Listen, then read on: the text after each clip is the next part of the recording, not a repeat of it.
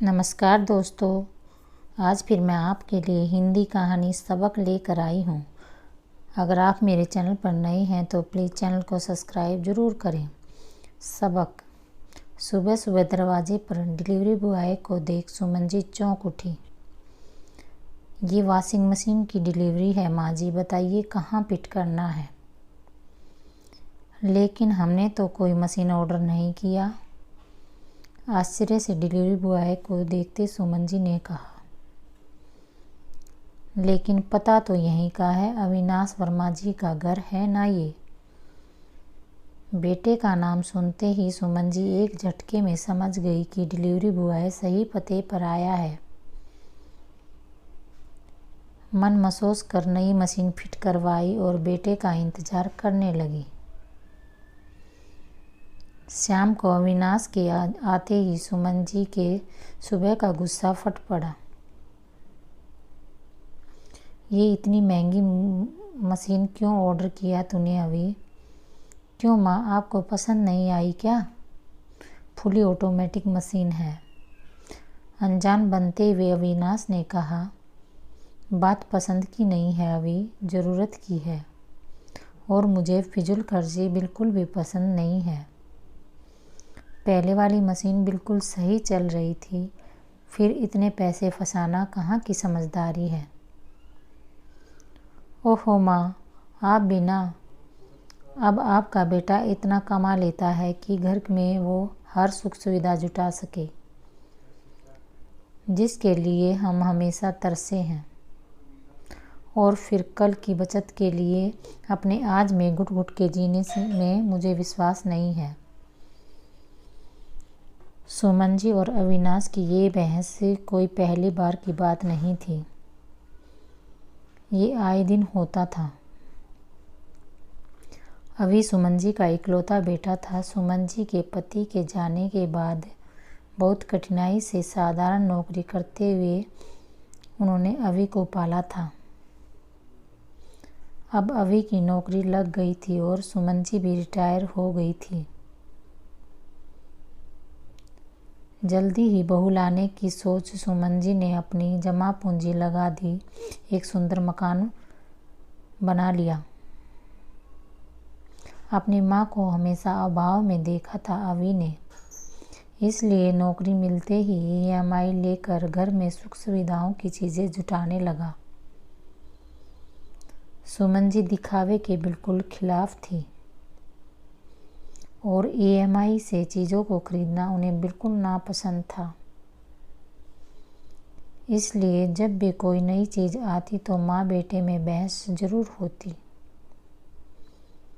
इस बार भी यही हुआ था। अविनाश के बढ़ते खर्चे सुमन जी के माथे पर बल डाल देता। एक दिन ऑफिस से अविनाश जल्दी आया, देख सुमन जी चौंक उठी। आज जल्दी क्यों आ गया अभी? तबीयत तो ठीक है ना?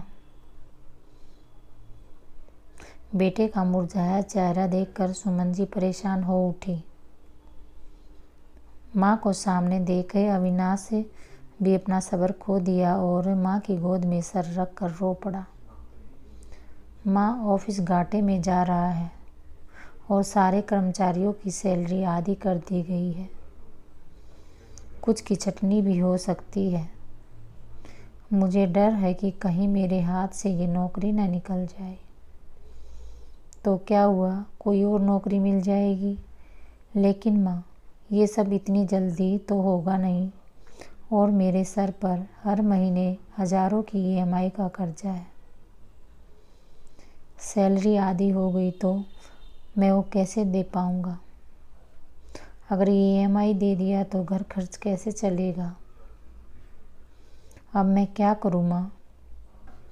अविनाश की बातें सुन सुमन जी भी परेशान हो उठी, लेकिन धैर्य बना बेटे को तसल्ली दी। चिंता मत कर बेटा, मैं कुछ सोचती हूँ। सारी रात अविनाश करवटें बदलते रहा। माँ की रोक टोक अब समझ आ रही थी अविनाश को। कर्ज ले सुख सुविधा जुटाना बहुत महंगा पड़ रहा था अविनाश को। उठ बेटा, ऑफिस भी जाना है और नई जगहों पर अपने रिज्यूम भी भेजना शुरू कर दो।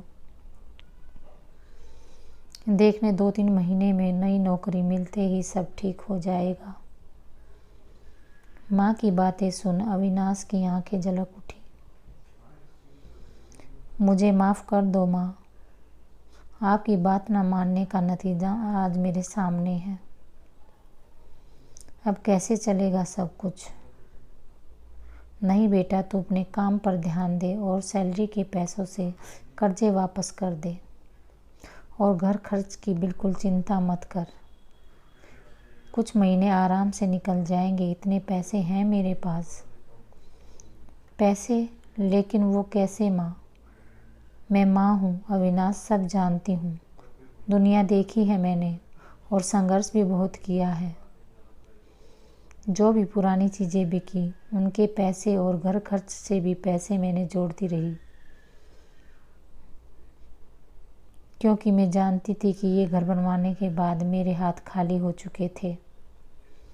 और तुम्हारी बढ़ती महत्वाकांक्षाएं किसी दिन हमें ऐसे मोड़ पे ना ले जा दे जिस पे हम आज खड़े हैं।